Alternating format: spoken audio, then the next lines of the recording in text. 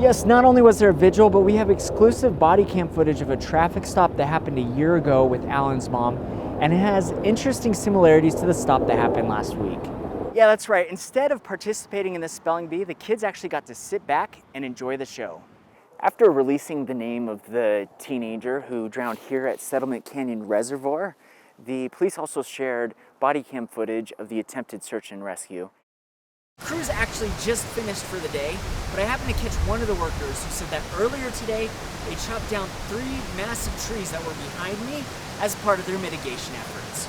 All for being part of this. I know we need mental health outpatient care here in Utah County. Because there's a huge gap in mental health care in Utah. Alex Johnson and Eric Workman both agree that mental health support is needed now more than ever. Unfortunately, there are obstacles that get in the way of receiving such services. For decades, people have worried about going to get mental health support. Obstacles such as mental health stigma. There's been a stigma around it for years that is just now beginning to wane, and we want to help to promote this idea of better mental health care.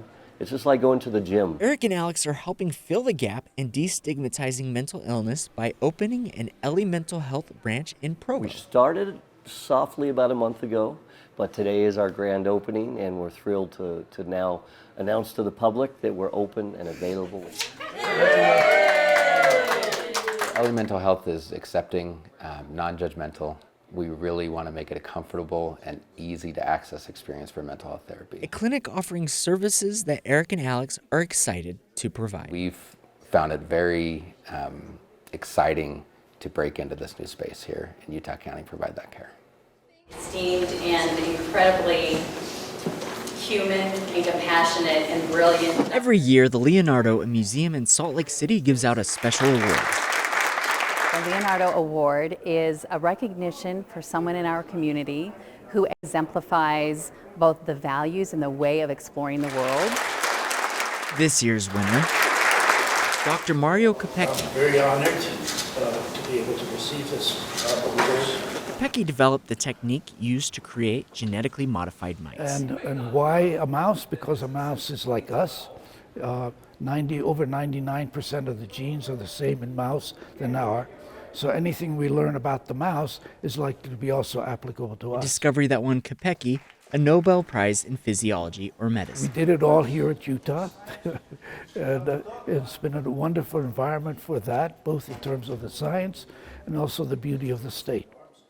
Everybody knows this has been a very unprecedented winter.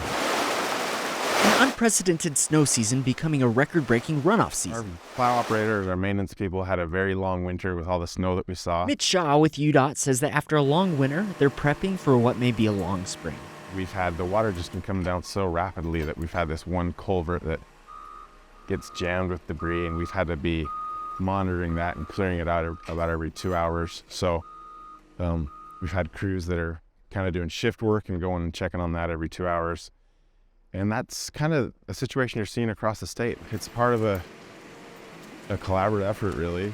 UDOT oversees state roads, but that doesn't mean that we can't help with some of these other issues. Issues such as a friend in need. We've got our crews behind me here loading up some cement barrier. They're loading it up on this truck and then taking it out to Wasatch County. They're basically transporting it up to this location where they're concerned about flooding, and they're going to use the barrier to hopefully mitigate anything that's going to happen in terms of flooding. Something that UDOT crews were happy to help with. Part of what we do is we coordinate with other local agencies. So this cement barrier is the barrier that you would have seen on our state highways, but it's obsolete. It's no longer up to standard. We've stored it here. We didn't want to pay to dispose of it, so it's kind of been stored here in our yard, and now we're putting it to good use. Services that most of us take for granted are being offered to people who don't usually have access to such resources. There's not very many resources for our predicament. Tracy Himes and her family have lived on the street since July. With kids and dogs, it's a lot harder than a lot of people think. Living on the streets presents many different challenges. There's some that have less hope than I've got. Challenges that prevent people from getting off the streets.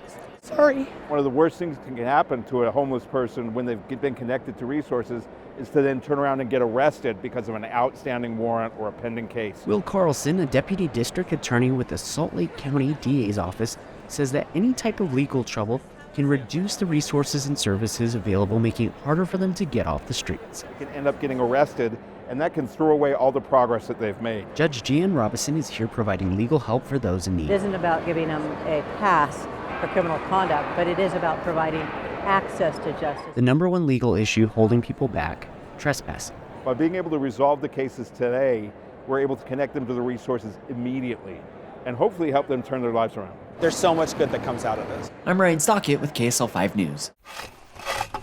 While some of us are ready for snow season to end, others are excited that there's more to come. And we're really excited. Jordan Clayton says that snowpack levels are higher than they've been in a long time. This is the most we'd ever seen at that particular site. In 4 decades, to be exact. Lighter blue line here, that's 1983. And we're really close to that right now. Clayton says we may even beat that 40-year-old record. I'm quite confident we'll be a new record territory. And according to Clayton, that's good news. That's the water that we use for everything, for agriculture, for municipal purposes, for our lawns, for our taps, all of it. It all comes from our snowpack. I'm Rian Stockett with KSL 5 News.